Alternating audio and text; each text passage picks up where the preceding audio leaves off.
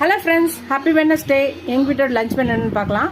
White rice வச்சுருக்கேன், நெய் இருக்குது. அப்புறம் பார்த்தீங்கன்னா சுண்டை குழம்பு வச்சுருக்கேன். சுண்டை குழம்புனா என்னென்னு பார்த்தீங்கன்னா, நேற்று சாம்பார் மீந்துடுச்சு. ஸோ அப்புறம் பொரியல் கொஞ்சம் மீந்துடுச்சு, ரசம் எல்லாத்தையுமே மொத்தமாக ஊற்றி நல்லா திக்காக சுண்டை வற்ற வச்சு திக்காக இருக்கிறதா சுண்டை குழம்பு. அது மறுநாள் சாப்பிடும்போது இன்னும் டேஸ்ட்டாக இருக்கும். ஒயிட் ரைஸில் போட்டு இந்த குழம்பை ஊற்றி சுட சுட போட்டு நெய்யை கொஞ்சம் ஊற்றி பிசைஞ்சு சாப்பிடுவோம், அல்டிமேட்டாக இருக்கும். இந்த டேஸ்ட்டுக்கு ஈடேன எந்த குழம்பு எந்த ரசத்தில் எந்த இதுலேயும் வராது. குழம்புலையும் ட்ரை பண்ணி பாருங்கள் நீங்களும் இந்த மாதிரி ஒரு வாட்டி.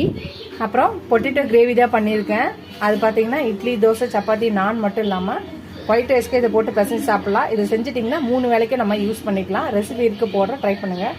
ரசம் வச்சுருக்கேன், தயிர் இருக்குது. இதுதான் இன்றைக்கி எங்கள் வீட்டோட லஞ்ச் மெனு. வாங்க எங்கள் வீட்டுக்கு லஞ்ச் சாப்பிட. இதோட இந்த வீடியோ முடியுது. அடுத்த வீடியோவில் அடுத்த ரெசிபியில் பார்க்கலாம். ஃபஸ்ட் டைம் என் சேனல் பார்க்கணும், சப்ஸ்கிரைப் பண்ணிட்டு பாருங்கள். டாடா பாபா ஃப்ரெண்ட்ஸ்.